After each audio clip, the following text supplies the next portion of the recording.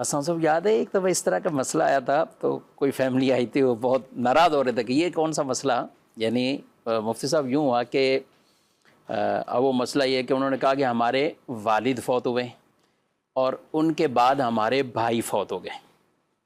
جو پوچھنے والے آئے تھے ہمارے بھائی فوت ہو گئے، اور ان کے بعد بھائی کی اہلیہ فوت ہو گئی کے بعد جب بھائی کی اولادیں نہیں ہیں، تو وہ اپنے طور پہ خود ہی طے کر کے آئے ہوئے تھے کہ ہم 4 تھے نا، تو اب 3 ہیں.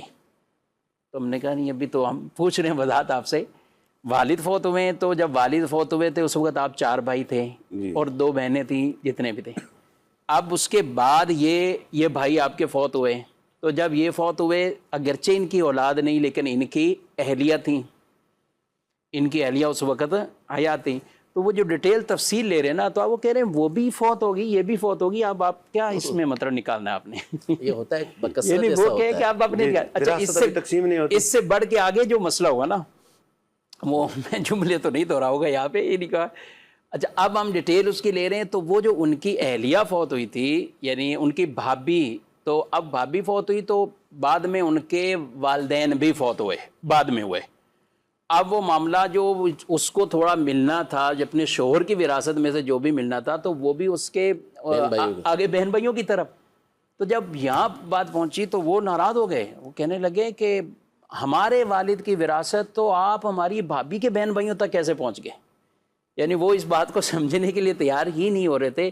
کیا کہیں گے مفتی صاحب، جو اللہ تعالیٰ نے یہ مقرر فرمائے، جو یہ حصے ہیں، اس حوالے سے یعنی خود اپنے طور پہ ہی طے کر لینا کہ ہم 4 تھے اب 3 رہ گئے، اب 3 میں تقسیم کر دیں، تو ان کے لیے کوئی پیغام آپ کیا کہیں گے؟ وراثت کے احکام قرآن مجید نے جتنی تفصیل سے بیان کیے ہیں، اس کے علاوہ احکام میں کوئی اور جو ہے وہ اتنی تفصیل سے بیان نہیں کیے جتنے وراثت کے احکام تفصیل سے بیان کیے. تو قرآن و حدیث کی پیروی کرنا ہی مسلمان کی شان ہے. اس کا طریقہ یہ ہے کہ قرآن و حدیث کے سامنے سر تسلیم خم کرے. قرآن کا حکم آ گیا لبیک، حدیث کا حکم آ گیا لبیک. تو اپنی عقل دوڑانا، عقل کے گھوڑے دوڑانا کہ نہیں یوں نہیں ہوگا، یہ کیسے ہو گیا، یہ کس طرح ہو گیا، وہ کس طرح ہو گیا، تو یہ ہرگز ایک مسلمان کی شان نہیں، ایک مسلمان کا طریقہ نہیں.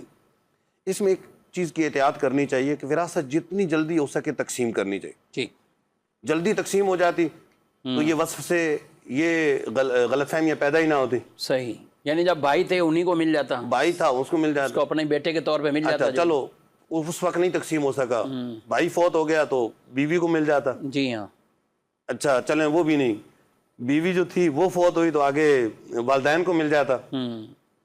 اچھا اب وہ فوت ہوئی ہے تو آگے ان کے بچوں کو، یعنی اس کے بیوی کے بہن بھائیوں کو مل رہا ہے. جی وہ تھوڑا زیادہ محسوس ہو رہا ہے، زیادہ محسوس ہو رہا کہ ہے ہماری وراثت تھی اور بھابھی بھی چلے گی، بھائی بھی چلے گیا، اور ان کے بہن بھائیوں کو بیچ میں لا رہے ہیں. جی جی جی. یہاں تک کہ قرآن مجید فرقان حمید میں جب حصے مقرر فرمائے نا اللہ پاک نے، اس کے بعد فرمایا فریضۃ من اللہ، یہ اللہ کی طرف سے مقرر کرتا ہے. ان اللہ کان علیما حکیما، کہ بے شک اللہ پاک علم والا بھی ہے، حکمت والا بھی ہے.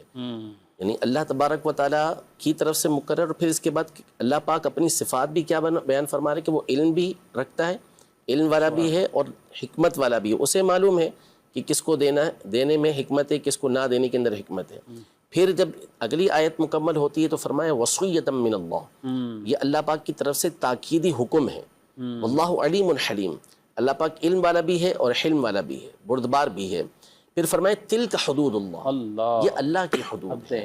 تو اس طرح تاکید کے ساتھ اللہ پاک نے ان باتوں کا حکم ارشاد فرمایا. مال اللہ کا ہے، اللہ نے دیا ہے، اور اللہ نے ہی تقسیم کاری کا حکم دیا ہے. تو جو اللہ نے حکم دیا اس کے اندر سب کے لیے فائدہ ہی فائدہ ہوتا. وہ ایک اور آیت مبارکہ بھی اگر جس میں بظاہر آدمی سمجھتا ہے کہ میرے لیے یہ شر ہے لیکن ہوتی ان کے لیے خیر ہے، کہ بہت ساری چیزیں ایسی ہوتی ہیں کہ جن کو تم سمجھتے ہو کہ یہ اچھی ہے تمہارے لیے، تم پسند کرتے ہو، لیکن وہ تمہارے لیے بری ہوتی ہیں. اور بہت ساری چیزیں ایسی ہوتی ہیں کہ جن کو تم برا سمجھتے ہو لیکن اس میں تمہارے لیے خیر ہوتی ہے، اور یہاں بھی بھلائی ہوتی ہے. واللہ یعلم وانتم لا تعلمون، اللہ جانتا ہے اور تم نہیں جانتے. اللہ جانتا ہے اور تم نہیں جانتے.